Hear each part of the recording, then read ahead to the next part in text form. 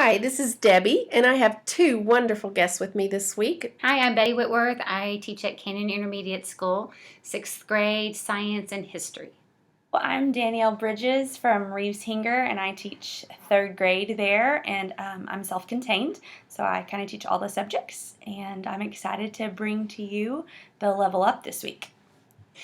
This week we're doing, for CISD Game On, week 8, we're doing Donkey Kong, and we're excited about that. As you guys remember, even when I was a kid, we used to play Donkey Kong all the time. And in Donkey Kong, you always try to reach the next level, and you try to get better and better at each higher level that you go to. So in class, we want our kids to always reach that next level and to always stretch themselves and to reach that next goal. Thank you so much to Amarillo National Bank. They have donated again this week iPad minis for all of the winning teachers. We just thank them for all their donations. In several of the past weeks, we have focused on the fundamental 5 chapters in that book, and we've talked about framing the lesson and purposeful small group talk. This week is going to be about working in the power zone. So your quest this week: how do you monitor student participation and recognize when students become confused or disengaged? We have 7 strategies that'll help you with this, and you can see them here on the screen. We're going to focus on 2 in the video. The first one is consensogram, and then the next one is tour of knowledge. Betty, tell us a little bit about what's been going on in your classroom with consensogram and tour of knowledge. This one is called consensogram, and this one is you create a chart. You can do it on Smartboard, you can do it on paper, you can do it on Google Chrome, whatever you choose to do. And this is just a chart, and it's before instruction and after intervention. And then at the beginning of the lesson, the kids pull a dot down to where they're most comfortable. So the first one is lacking confidence but willing to learn, then somewhat confident, and then completely confident. And so really it's just their opinion about where they're at the beginning of the lesson.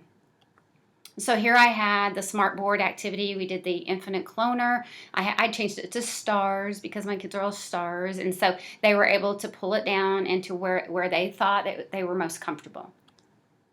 And so this is at the end of that, and I was rotating to all the stations, and while I was talking to the kids about what they knew about Australia, they were able to come up kind of confidentially and put their star there. So it wasn't like they were on stage for that. So on this one, you can see that the kids some were lacking confidence, and some were somewhat confident. I had one young man who thought he was completely confident, so I said, great. I said, why don't you get up and you can teach my lesson? And he was like, oh no, I can't do that. And I said, well, let's see if after the lesson you feel like you could be confident enough to teach it. And so we began the lesson.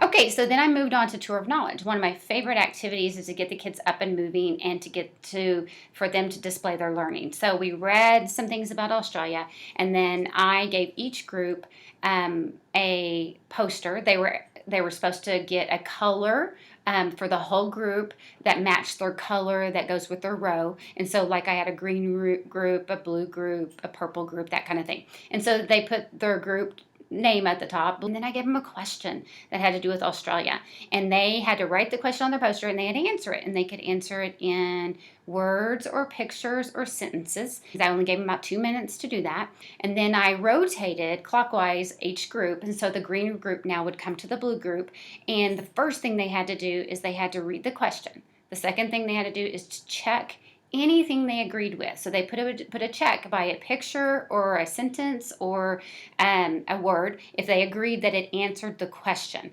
And if they didn't, they had to leave it alone. They couldn't X out anything. And then they had to add to that poster's knowledge. So they had to extend that knowledge a little bit more and make it higher level, kind of like in Donkey Kong. And then we would rotate again after 2 minutes, and the next group would come. The cool thing about this is because of differentiation, you were able to look at each poster as I was walking around the room, being in the power zone, and noticing which kids were struggling on which concept. And so I was able to redirect that group and say, okay, well, let's think about this. And then I was able to stretch them and make them, at the end of that activity, more confident in their learning. And so here was the end of the lesson. Here's the consensogram again. I had the kids come up again to tell me where they felt more confident now. And if you can tell, most of my kids were either completely or somewhat confident. And I asked that young man again, could you teach the lesson now? And he was like, oh yeah, he thought he could just totally teach it. So I love that. And then I had one lacking in confidence, but I talked to the class about how that's going to even get better every day. Thanks, Betty. I loved seeing how you put the two instructional strategies together. I wanted to share with everyone that I created a consensogram Google template, and you can see that in the email that was sent. If you'd like to share that out with students, they can do the consensogram activity right in the template. They can take the blue dots at the top and drag those down and place them where they show their learning, and then again at the end the green dots could be pulled up into the graph as well. All right, let's talk about leveling up this week. Your level up challenge is what tools or strategies do you use for formative assessment to help you address the learning needs of all students? I've asked Danielle to join us today. There's all kinds of formative assessments I know y'all are great at using, but I've asked her to share some of her favorite technology tools to use for formative assessment. Okay, the first one that I wanted to share is quizzes. If you've ever used quizzes, it's kind of like Kahoot. It's a game that you can use online, and the students kind of get to write down their name, and that's super fun. They have a little avatar that represents them, and then they answer questions based that you've made in quizzes. So you have to create an account and then create your own quiz, and sometimes you can copy quizzes that are already made, which is a very quick and easy thing about quizzes that I like, and then edit them and make your own quiz for your class. And then once the quiz is up, just kind of like Kahoot, the kids go in, but the difference there is that it is self-paced so that they can take it whenever they want, so it's a little bit differentiated there.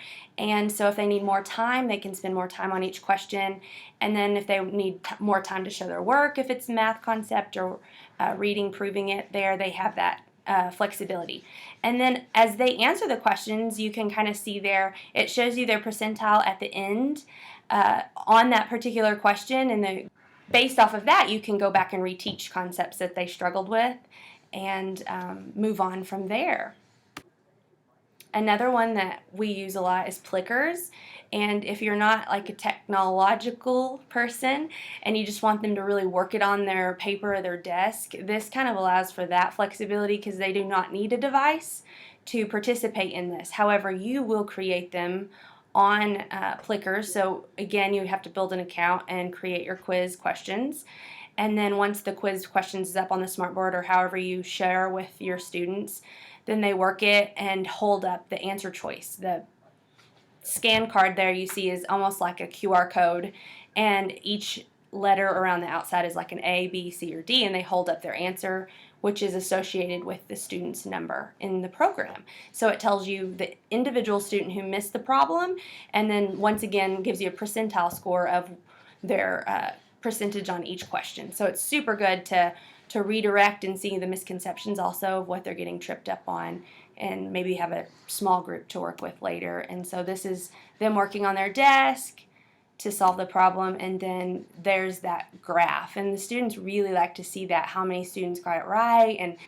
And then the other one I wanted to talk about is Google Forms, which is super easy and you can use with any device. So it doesn't have to just be a Chromebook, nor does quizzes or the Plickers. So you can use those with different devices as well. But this allows for the students just to quickly answer the questions that you've created in the form. And also, as you can see down there, they see the graph of how they did.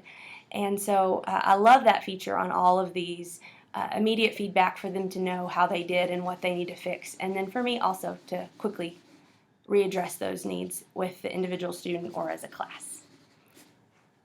You can earn a badge this week if you level up. It is the assessment badge. So make sure that you tweet your level up, and good luck. And this week, we're not giving away one Google Summit registration, but 5 registrations to lucky winners. So tweet out this week your level up, and let's give those registrations away. Also, don't forget to thank Emerald National Bank for their iPad minis this week. Okay, CISD, Game on.